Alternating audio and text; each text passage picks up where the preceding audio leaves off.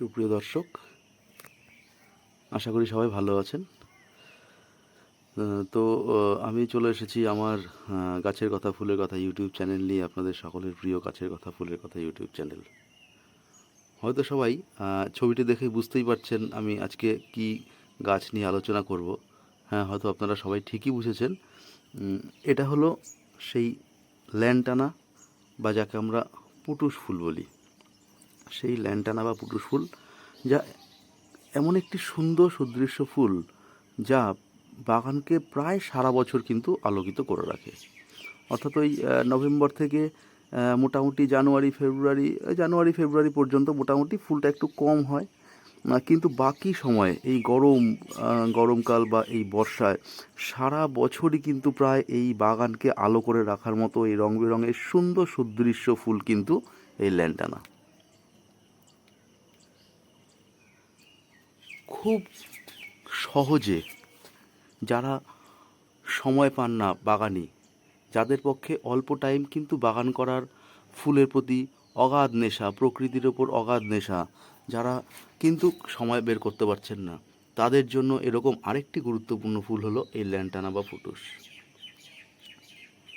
এবং যারা নতুন বাগানি তাদের জন্যও বলবো, আপনারাও কিন্তু আপনাদের ছাদ বাগানে বা বাগানে এই ধরনের ল্যান্টানা বা পুটুস ফুলকে প্রতিস্থাপন করে বাগানকে আলোকিত করে রাখুন। রং বেরঙের প্রচুর ফুলে এই গাছ সুসজ্জিত থাকে। তো চলে আসা যাক আসল কথায়। তো এর কীভাবে মাটি তৈরি করব বা এর পরিচর্যা কী বা এই সম্পর্কে কিছু আলোচনা আপনাদের সাথে করব। মূলত এই গাছ প্রায় সারা বছর প্রতিস্থাপন করলেও এই বর্ষার সময় অর্থাৎ এই মে জুন মাসে কিন্তু আপনাকে এই গাছ প্রতিস্থাপন করে ফেললে সব থেকে ভালো রেজাল্ট পাওয়া যায়। এই গাছ প্রতিস্থাপন করার সময় আপনাকে দিতে হবে 40% গার্ডেন সয়েল, আপনি দেবেন 30% ভার্মি কম্পোস্ট বা পুরনো 8-10 মাসের গোবর সার,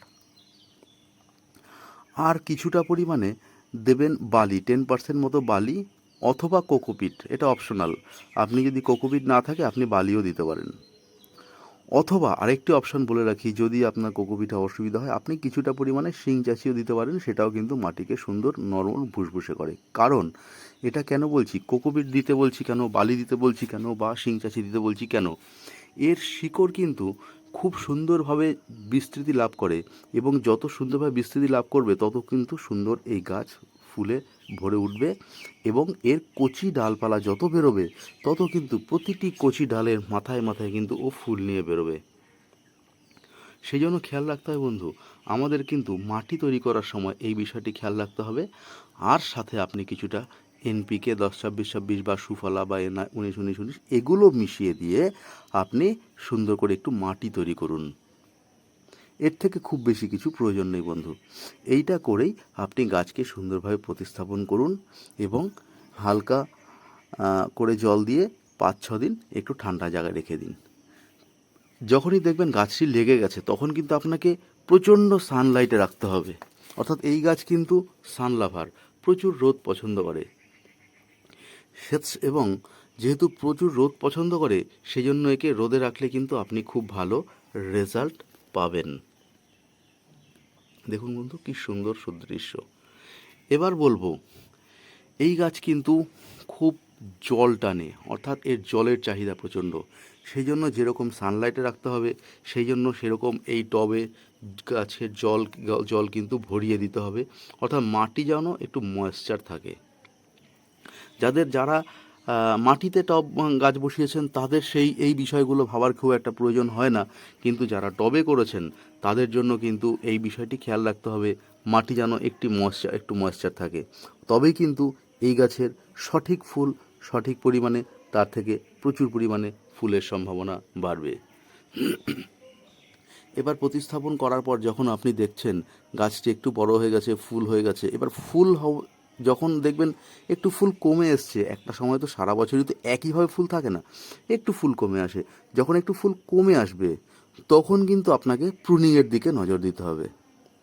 অর্থাৎ যখন দেখবেন গাছটির ফুল কমে আসছে, ডগায় কোনো ফুল নেই, সেই সময় কিন্তু আপনাকে গাছটিকে সুন্দরভাবে গোল করে ছেটে সুন্দরভাবে প্রুনিং করতে হবে। যত সুন্দরভাবে প্রুনিং করতে পারবেন তত বেশি পরিমাণে ফুল পাবেন, সেটা সম্পূর্ণ আপনার হাতে। আপনি যত সুন্দরভাবে এই গাছকে প্রুনিং করবেন, যত সুন্দরভাবে এই গাছকে ছেটে ঝাড় করবেন, তত কিন্তু এই গাছ থেকে আপনার ফুল পাওয়ার সম্ভাবনা বাড়বে। এটা গেল প্রুনিং পর্ব। এবার বলবো খাবার। খাবারের ক্ষেত্রে এই গাছকে আমি যেটা দেই সেটা হচ্ছে সম্পূর্ণ জৈব সারের ওপর আমি থাকি।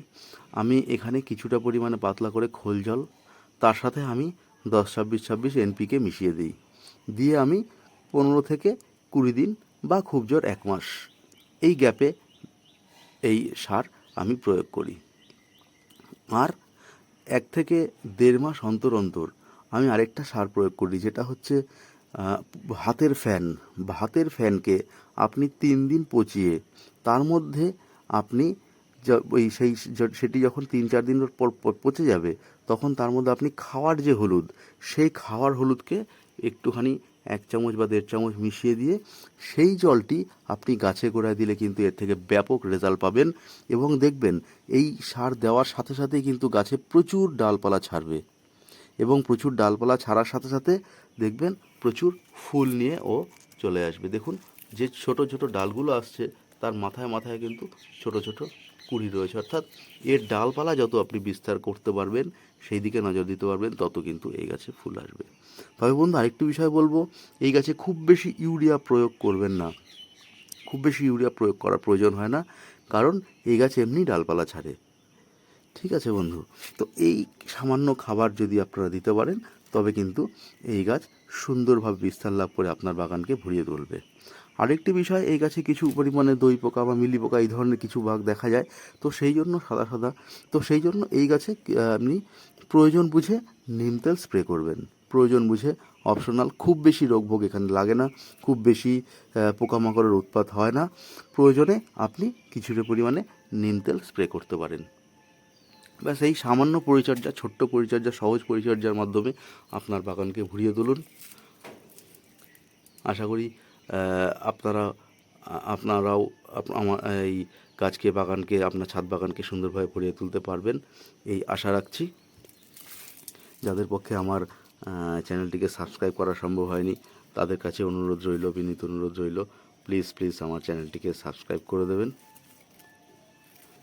যারা আপনার চেনা পরিচিত, যারা এই ল্যান্টানা বা এই পুটুস ফুল করতে চায়, তাদের পক্ষে, যাদের কাছে এখনও সেরকম কোনো তথ্য নেই, তাদের কাছে আমার এই ভিডিওটি ছড়িয়ে দেওয়ার জন্য অনুরোধ রইল, যাতে তারা উপকৃত হয়ে ছাদ বাগানে এই ধরনের ল্যান্টানা বা পুটুস ফুল করার জন্য অনুপ্রাণিত হয়।